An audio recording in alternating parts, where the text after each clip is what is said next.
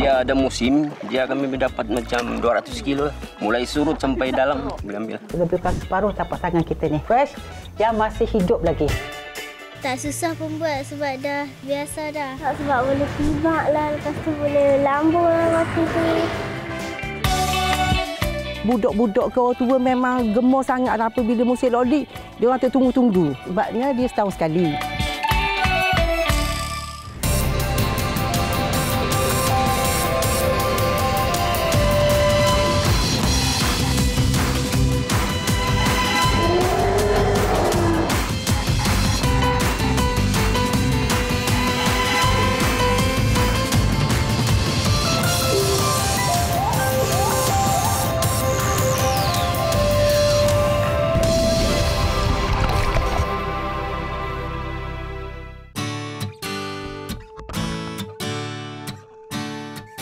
Kerang grade A ni dia punya habitat semula jadi lebih banyak di perairan Sabah lah.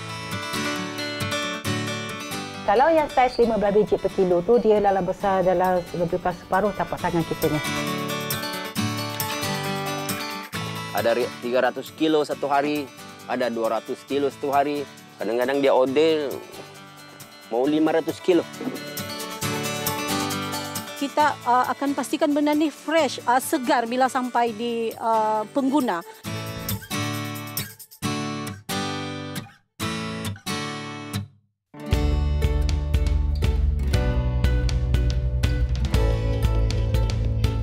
Pantai Batu Buruk, Kuala Terengganu. Kawasan pantai terkenal di negeri Terengganu yang menjadi destinasi popular para pengunjung. Sebuah gerai menyediakan menu unik, menjadi tarikan bagi mereka yang mencari kelainan cita rasa masakan. Kerang gergasi atau kerang gasi, hidangan makanan laut istimewa yang disediakan di gerai Penyu Corner ini.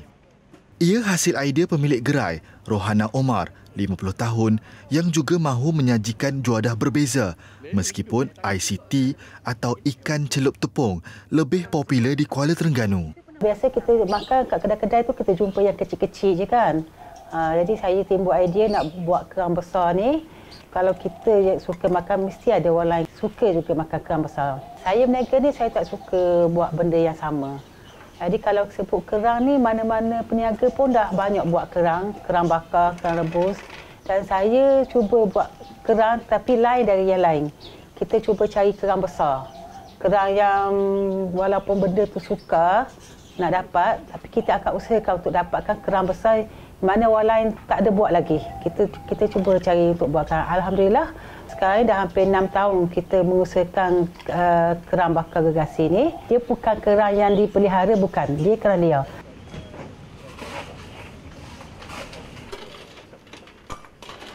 Menurut Rohana, saiz kerang yang dihidangkan pernah mencecah saiz 20 cm, menjadikan ia antara kerang terbesar pernah dijual di sini. Namun pada mulanya bekalan berterusan kerang gergasi agak sukar diperolehi. Kita pergi sampai ke Kelang, Perak, Johor, Kelantan pun okey. Kita pergi. Memang rata-rata dia orang tak sanggup nak bekalkan kita kerang besar yang saiz yang kita nak ni. Pasal benda ni payah nak dapat di Semenanjung. Sehinggalah saya jumpa satu pembekal ni di Sabah. Lahad Datu, bandar keempat terbesar di Sabah. Lokasi strategiknya sebagai titik paling timur negara menjadikan ia antara pusat ekonomi penting di negeri di bawah bayu ini. Lahad Datu yang juga mencatat antara sejarah hitam negara turut menyimpan pelbagai hasil khazanah laut.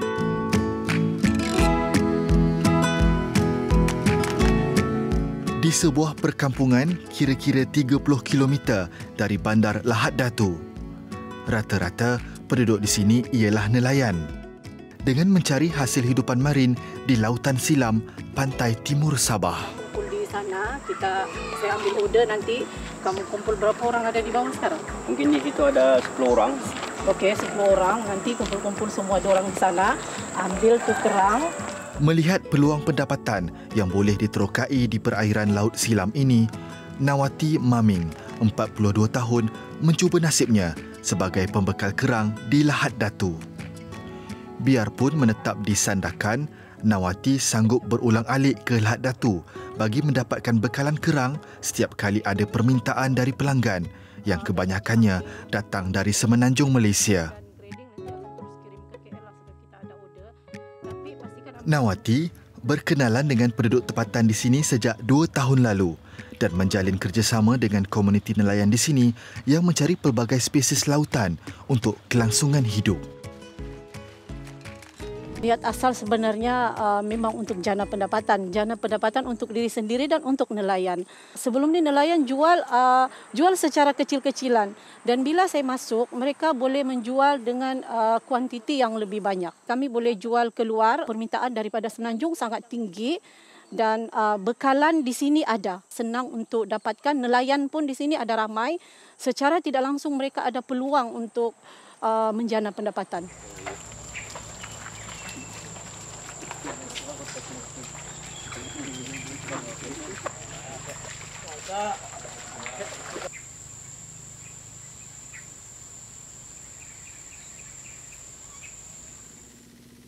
Pendapatan nelayan bergantung secara langsung kepada permintaan pembeli. Berusia 50 tahun, Zulfitri Juma berpengalaman lebih 20 tahun sebagai nelayan di perairan Lahad Datu ini. Bermula sebagai penangkap ketam, dia cukup arif dengan selok-belok keadaan sungai dan laut di sini.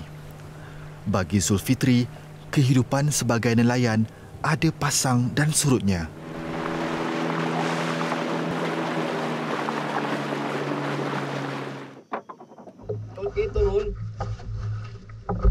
Lokasi mengutip kerang kali ini terletak kira-kira 200 meter dari kawasan Paya Bakau yang mempunyai dasar pantai berjenis selut halus. Ada 300 kilo satu hari, ada 200 kilo satu hari. Yang pertama-tama sekali memang banyak lah. Kadang-kadang dia order mau 500 kilo. Kadang-kadang alhamdulillah kami dapat. Tapi ramai-ramai, mungkin ada mau 10 orang lebih. Kami pergi satu kali sama ranta. Ada yang dapat 50 kilo seorang, ada yang 30 kilo, ada yang lebih daripada itu. Tapi masing-masing punya pendapatan lah. Aktiviti menambayangan atau mencari kerang dalam dialek Sulu Bajau ini biasanya dilakukan sejak awal pagi, sewaktu air belum pasang penuh, lazimnya sehingga 2 meter. Ia memerlukan kerjasama nelayan yang ramai kerana proses mencari ini mengambil masa yang lama dan mungkin berhari-hari. Koloni kerang dara atau spesies Anadara granusa hidup subur di pantai timur Sabah kerana lokasinya yang terlindung dari ombak laut yang kuat. Nelayan saya di sini, bila ada order sejak, dorang tidak akan berlengah, dorang akan memberi kerjasama sepenuhnya.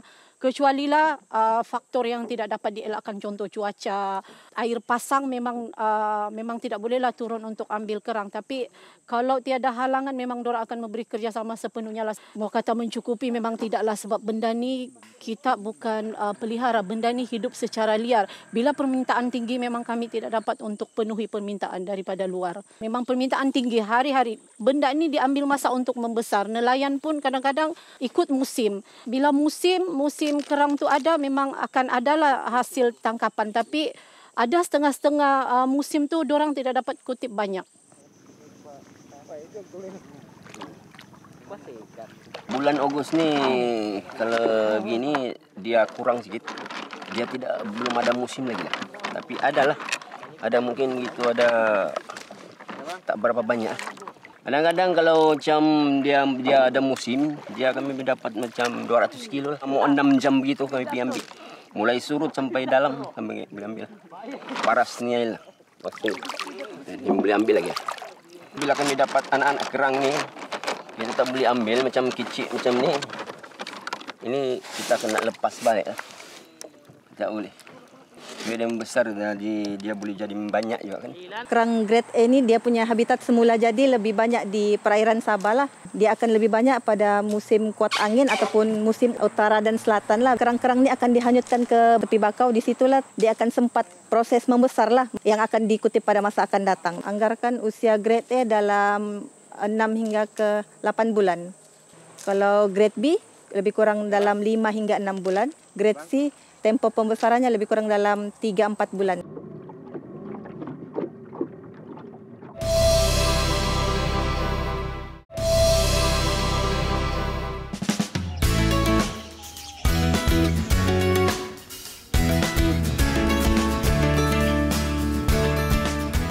Nun di pantai timur Semenanjung. Kerang lahat datu tiba di tangan Rohana yang sememangnya juga penggemar sajian berasaskan kerang. Teknik memasak kerang segar penting agar kekal manis dan isi kerang sentiasa kenyal.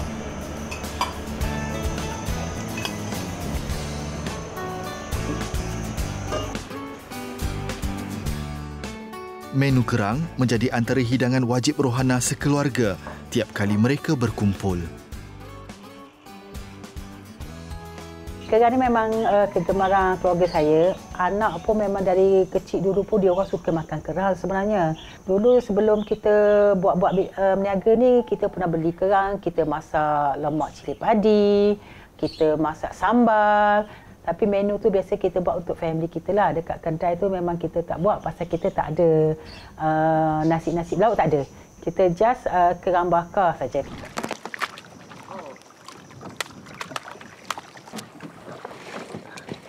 Di lokasi pencarian, selain kerang, tiram turut membiak di pesisiran Laut Silam Lahat Datu ini. Jika ada permintaan, Zulfitri bersama rakan nelayan di situ juga mengutip tiram. Kami di sini mencari tiram, ambil tiram, tapi kita kena hati-hati di sini bagian yang tajamnya. Inilah semuanya kawasan tiram ini semua di sini. Kita memang ada nampak lah kan dia timbul begini. Dia macam rupa batu tapi dia benda yang tajam-tajam macam inilah. Dia kita boleh ambil saja sini. Ambil saja sini. Dia hidup sendiri ini, benda yang liar punya, tidak piara punya. Sekarang dia sudah membesar, macam besar inilah. Jadi kita boleh ambil, yang lain-lain ini masih kecil. Umur dia ini tahun juga, lama betul juga. Kalau kita boleh ambil. Habis kalau macam dia buri dalam 1 bulan begitu, dia masih kecil lah. Tak boleh ambil lagi. Ada isi juga tapi kecil-kecil lah. Bila ada order, baru kami ambil tiram lah. Jika tiada, kami tidak boleh mengambil. Kecuali kami ambil makan sendiri, boleh juga.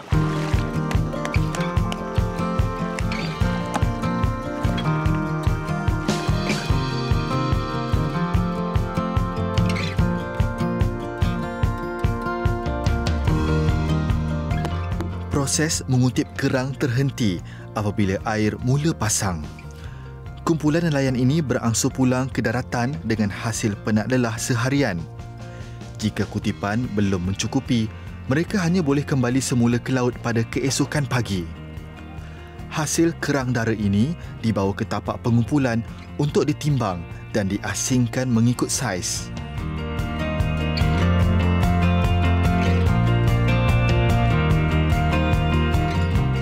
Kami akan grading ikut saiz kerang tersebut. Saiz besar kami akan asingkan sebab kami akan jual saiz besar akan ada harga untuk lebih tinggi berbanding saiz-saiz yang lebih kecil. Kita akan pastikan benda ni fresh, segar bila sampai di pengguna.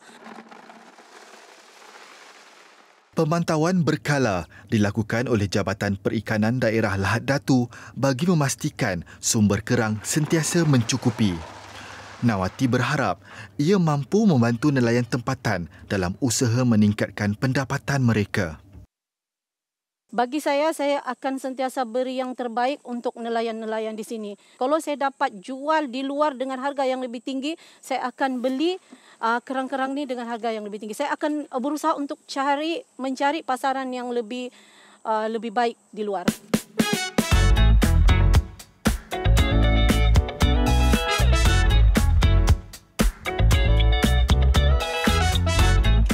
Mula beroperasi jam 4 petang, gerai penyu corner ini menyediakan pelbagai jenis saiz kerang yang dibekalkan komuniti nelayan Lahat Datu.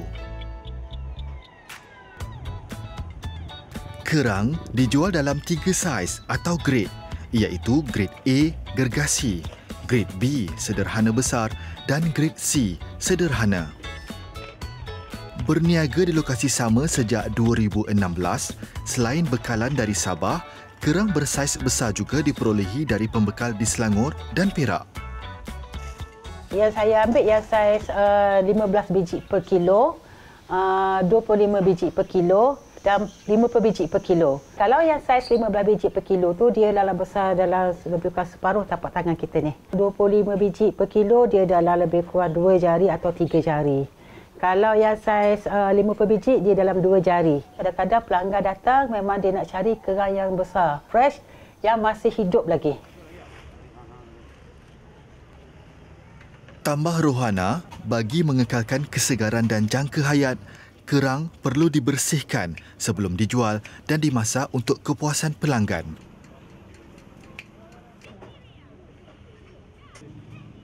Menjelang petang, pengunjung kini mula memenuhi gerai untuk menikmati hidangan istimewa kerang gasi di sini.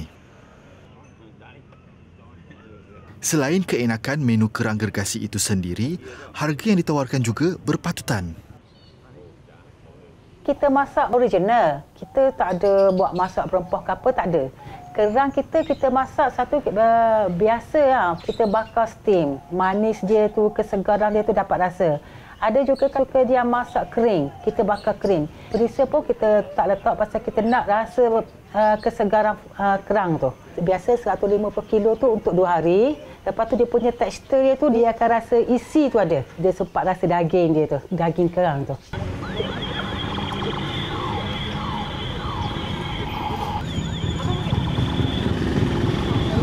Istimewa kat sini, tak akan jumpa di tempat lain. Kerang gergasi itu sendiri, saiznya memang berbeza dengan saiz dekat tempat lain. So itu yang membuatkan kami tertariklah. Setiap kali kalau datang kat sini, keluarga atau kawan-kawan luar daripada Terengganu datang, memang kita orang akan bawa ke sini. Biasanya kalau makan kerang gergasi itu memang tak makan yang lain lah. Rata-rata pelanggan memberi reaksi yang positif dengan menu istimewa ini. Dah puas makan. Dia unik sikit, dia besar. Maknanya saya pun memang peminat kerang. Kalau kita nak makan yang serasa betul-betul berasa kerang, memang kerang gergasi ni. Kerang dia memang fresh, memang betul lah. Sebab dia tak boleh tahan lama. Paling lama pun 3 hari tu dia kena let go. Memang sentiasa yang fresh. Gigi dia tak? Lebih ramai pelanggan yang boleh terimalah menu kerang gergasi ni pasal dia ni satu benda yang agak unik. Hidupan dia dari dasar laut yang kita angkatkan dia untuk pelanggan-pelanggan di luar sana lah. Kalau mana yang rasa nak cuba, boleh cari kerang gergasi ni. Makanan tempatan kita daripada laut kita sendiri, bukan daripada luar.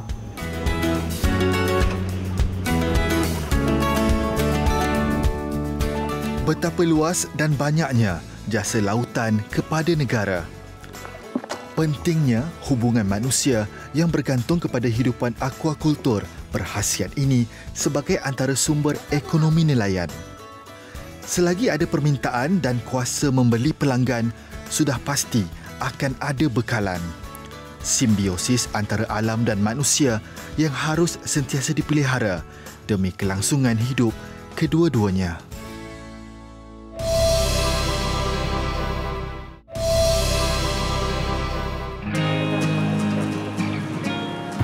Adik tengok Mak buat. Lepas tu adik pun nak try dah buat kan. Adik sekolah kawan-kawan kata, "Weh, hebatnya hang buat roti."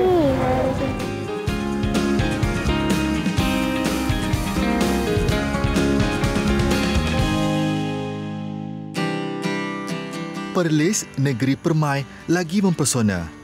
Seumpama jolokannya sebagai indera kayangan, perlambangan negeri terkecil di Malaysia ini memiliki ketenangan dan keunikan lanskap hijau dipenuhi gunung ganang yang mempesona. Taruhan lokasi pelancongan yang menarik pelancong mengunjungi Perlis turut membawa mereka ke Balai Baru Berseri, di mana terletaknya tempat sarapan yang menjadi fenomena sehingga digelar roti canai cilik. Yusra Asna Ruslin, bakat anak kecil berusia 8 tahun ini, terserlah setelah videonya menebar roti canai tular di media sosial. Cerita anak saya ni dia mula viral bulan Januari itulah 2022. Jadi saya pun buat video, buatlah dalam Facebook. Itulah kali pertama tu kan. Bila bubuh tu macam-macam lah orang komen kan. Ruslin sendiri tidak sangka Kisah anaknya meluaskan pintu rezeki mereka. Warung mereka kini menerima pelanggan dari serata negara. Bakat terpendam Yusra turut diraih Menteri Besar Perlis, Datuk Seri Azman Man. Dari satu dah boleh buat dah. Dari dua pun cakap dah. Tak, sebab boleh tibak lah, lepas tu boleh lambung lah roti tu. Seperti kanak-kanak lain, pendidikan dan waktu bermain masih menjadi keutamaan. Yusra hanya membantu ibu bapanya menebar roti pada hujung minggu. Anak ketiga dari 4 adik-beradik ini amat gemar akan aktiviti lasak.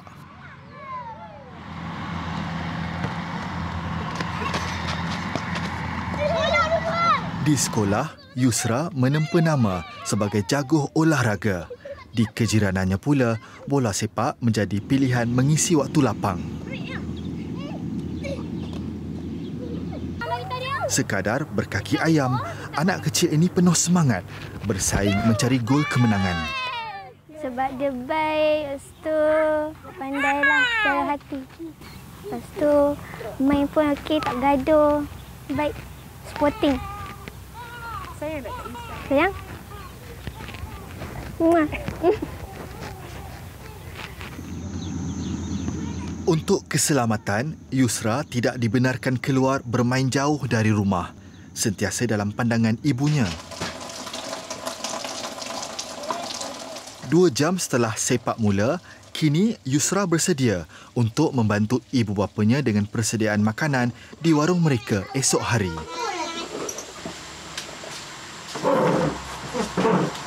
Tugas si cilik ini membulatkan serta meratakan margarin pada dough roti canai.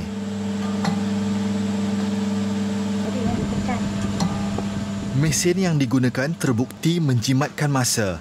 Dalam 15 minit, mesin ini mampu menyiapkan 600 dough. Jumlah ini mungkin banyak untuk anak kecil, namun bagi Yusra, Allah bisa tegal biasa.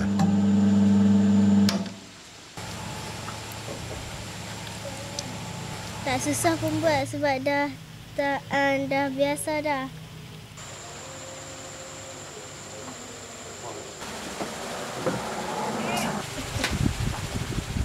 Selain penggunaan mesin, keluarga ini turut membentuk dough dengan tangan. Mungkin kaedah lama ini satu rutin yang menenangkan selain mengeratkan tali kekeluargaan. Bulan masih mengambang terang. Unggas pun lena di ulit mimpi. Seawal jam 4 pagi, Yusra dan ibu bapanya telah sampai ke warung mereka yang terletak 5 minit dari rumah. Tanpa perlu disuruh, anak kecil ini gegas mengemas warung, menyusun kerusi dan meja sementara ibu bapanya menyiapkan bahan masakan serta memanaskan dapur.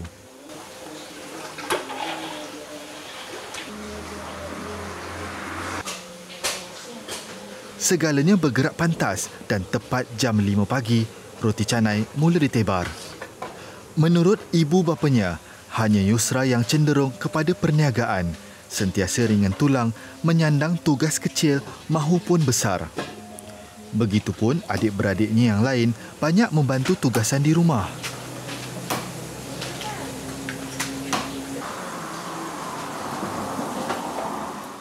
Seharian di warung, Yusra mampu menebar lebih 60 keping roti canai, manakala ibu bapanya bergilir-gilir menebar ratusan dough buat pelanggan.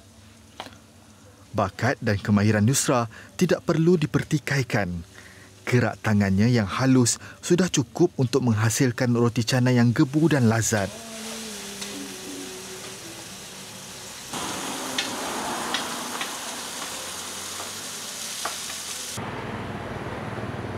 Kebolehan penebar roti cilik ini bukan sahaja memikat netizen di media sosial, malah bapanya sendiri, Yusrin Meli, terkejut dengan kebolehan putrinya.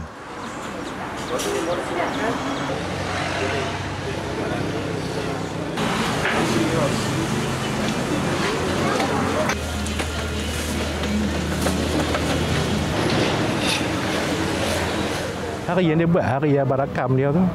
Uish. Lepas tu tanya dia belajar mana. Sebab dia tak pernah nampak lah dia belajar depan saya kan. Oh, rupanya dia dah kotim dengan mak dia ambil tepung 5-6 biji, dia buat kat rumah.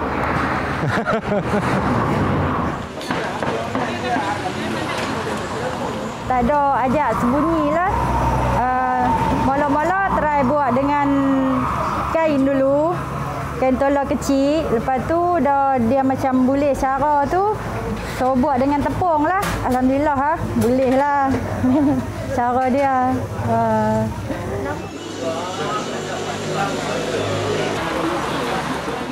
Adik tengok buat.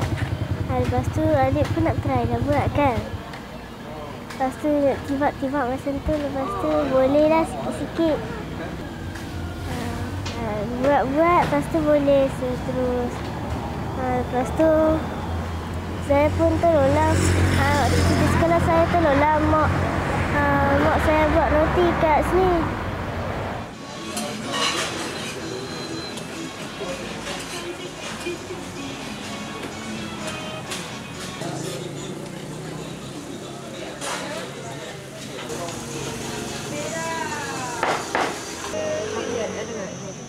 Tekun mempelajari selok-belok menguruskan warung.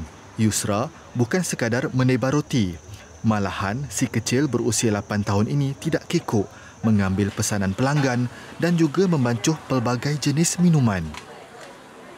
Melihat pada cara pembawakan diri dan telatahnya, jelas Yusra mempunyai keyakinan diri yang tinggi. Dia turut berkongsi hasratnya untuk menceburi dunia hiburan sebagai pelakon.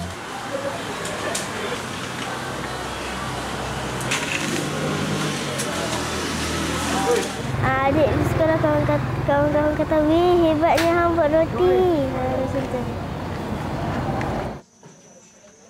Yusra adik-beradik membesar di warung ibu bapa mereka sejak 2009 sebelum berpindah ke rumah yang dihuni sekarang 2 tahun lalu.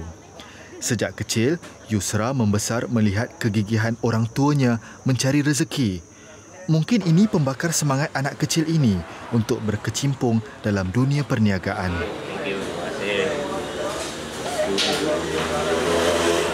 Pertama kali tengok tu rasa macam boleh ke dia kan budak seusia ni lebar roti canai. Tapi bila saya tengok nampak dia ada talent lah. Boleh jadi kemahiran tu dia dapat daripada orang tua dia. Warung yang dahulunya beroperasi dari pagi ke larut malam kini hanya dibuka hingga jam 12 tengah hari kerana kekurangan pekerja. Bagai tak kenal erti penat, Yusra tekun membantu mengemas warung untuk ditutup. Sebelum pulang, anak beranak ini akan singgah ke kedai pembekal untuk membeli bahan-bahan keperluan untuk esok hari.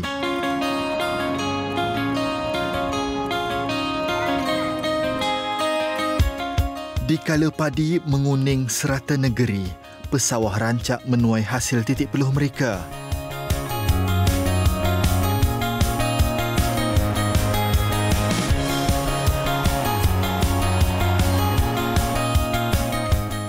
Rumah keluarga Yusra dikelilingi bendang luas.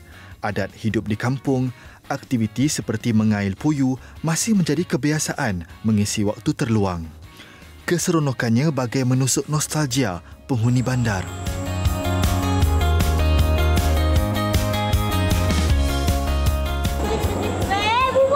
Yusra juga buang apa dulu? Naik dulu. Okey. Buang. Okey. Buang. Okey, buang. Pegang Laila. Mari sini.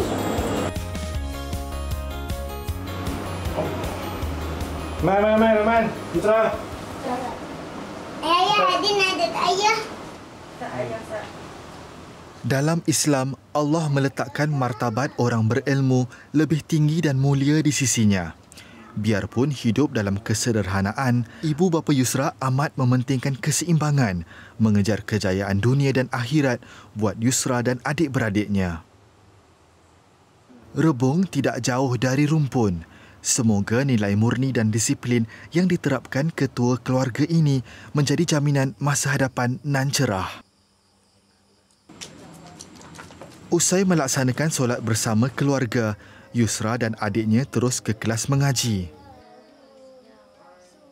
Asara yu'assiru ajala Ajala. Yu'ajjilu. Yu'ajjilu. Lahana. Lahana. Yulahinu.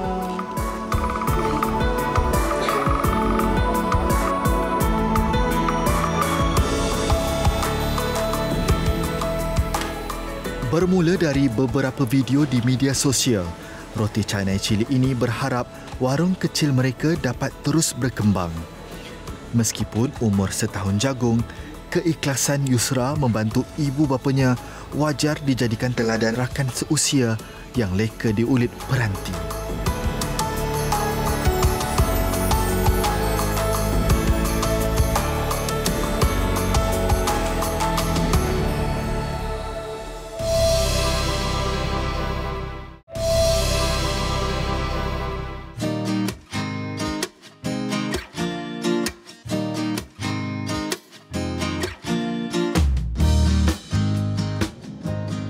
Kami masih di Kuala Terengganu dalam pencarian sajian jarang jumpa dan unik bagi masyarakat tempatan. Selain terkenal dengan keropok lekor, ICT dan nasi dagang, masih banyak sajian silam yang jarang sekali dihidangkan dan resipinya kian hilang dari ingatan. Kampung Masjid Haji Kadir terletak 5 km dari pusat bandar. Sekumpulan wanita berbusana tradisional sedang sibuk sejak awal pagi. Ada misi mereka hari ini, meraihkan tradisi yang semakin dilupakan sewaktu tanah sekeliling masih dikelilingi padi yang menguning menunggu untuk dituai. Kini, pembangunan bertambah pesat. Musim menuai tiada lagi dalam kalender untuk berpesta. Dan semakin ramai yang tidak pernah tahu mengenai kuih Lok Lik. Namun, bagi komuniti penduduk kampung Masjid Haji Kadir, Lok Lik antara juadah hidangan manis yang dinikmati sejak turun-temurun.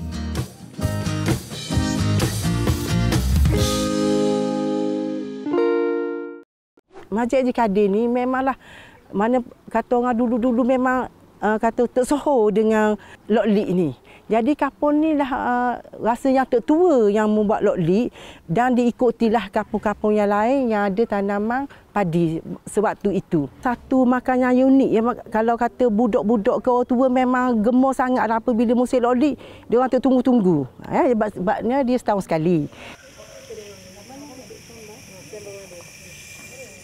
Suatu masa dahulu, kuih Lok Lik hanya dibuat oleh penduduk kampung sesudah musim menuai setahun sekali. Ia bagi meraihkan hasil beras baharu dan penat lelah petani yang bertungkus lumus mengusahakan tanaman padi ketika itu. Bahan asas untuk menghasilkan kuih Lok Lik ialah beras pulut. Beras pulut digoreng tanpa minyak selama 1 ke 2 jam sehingga warna berubah keperang-perangan.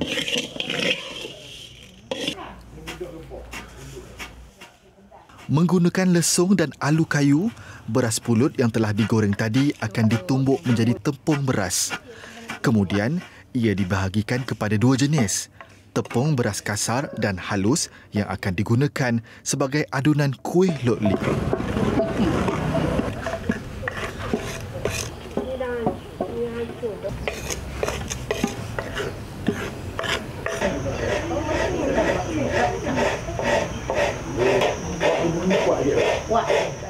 Bahan-bahan yang digunakan untuk menghasilkan Lok Lik datang dari persekitaran sekeliling mereka dan diproses menggunakan peralatan tradisional.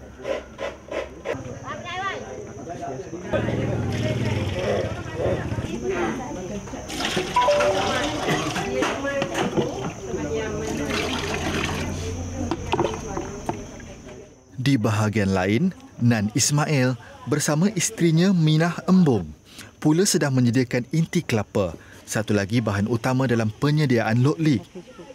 Kelapa muda yang diparut segar dimasak bersama gula Melaka dan gula kasar. Adunan inti kelapa muda ini memberikan rasa manis dan lemak kepada hidangan Lok Lik.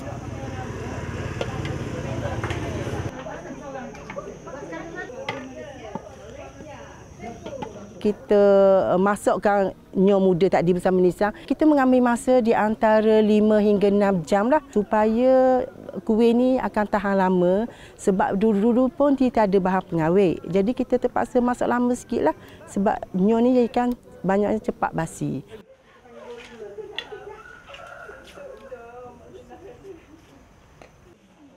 Komuniti kawasan Rukun Tetangga Kampung Masjid Haji Kadir turut mengenakan pakaian tradisional bagi mengembalikan suasana nostalgia seakan-akan berada di zaman nenek moyang mereka semasa musim membuat loklik dahulu.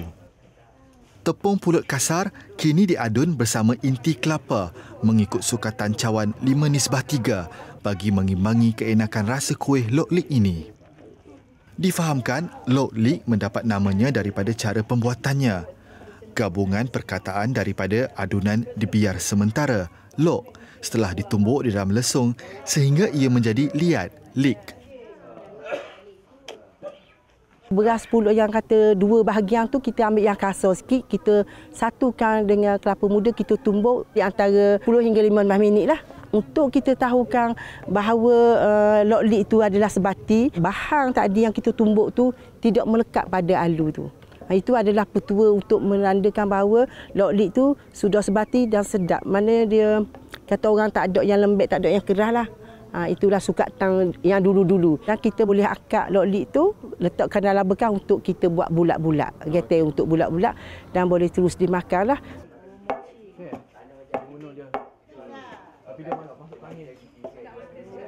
Menariknya lagi, peralatan yang digunakan untuk menggaul adunan loklik ini sudah pun berusia lebih 130 tahun. Kita tidak menggunakan mesin apa. Kita sebenarnya gunakan lesung kayu. Numbuk pun digunakan alu kayu lah. Lesung ni adalah mewarisi daripada datuk nenek saya dulu lah. Kata orang beratus tahun lah yang lampau. Rasanya tidak lagi sebagaimana yang dulu-dulu kita makan. Kalau kita pakai mesin, mungkin lain sikit lah, lembek, dok sekata. Kita gunakan yang benar-benar tradisi lah untuk loklik ni.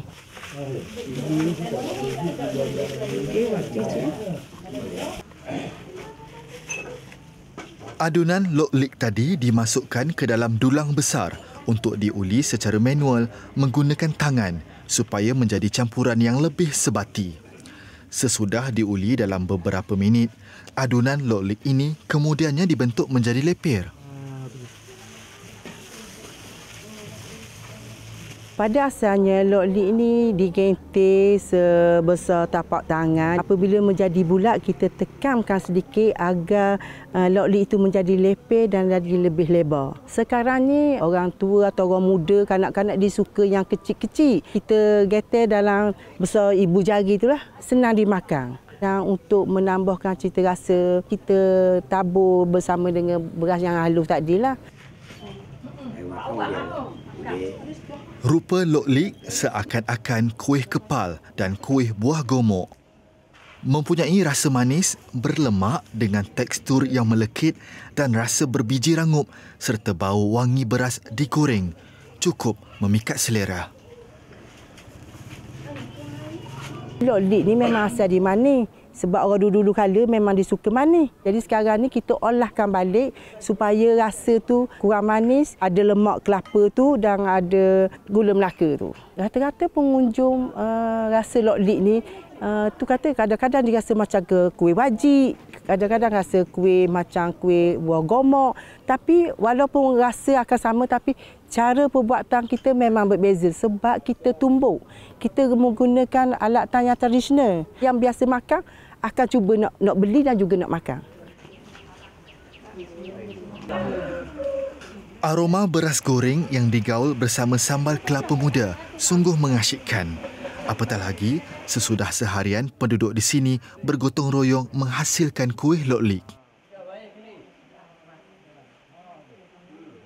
Pembuatan loklik ini dibuat secara bergotong royong sebab dia menggunakan berbanyak-banyak perkara dan juga banyak-banyak langkah. Kita dapat mengeratkan di antara satu dengan yang lain, yang muda dan yang tua. Keseronokan akan timbul apabila kita penat, kita lelah dengan ada makanan yang tradisional yang buat sendiri ramai-ramai ni, silaturahim akan lebih erat lagi.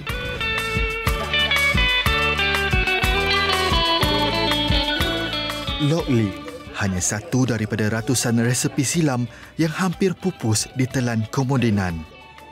Ada usaha untuk merekod dan membukukan menu tradisional di beberapa negeri.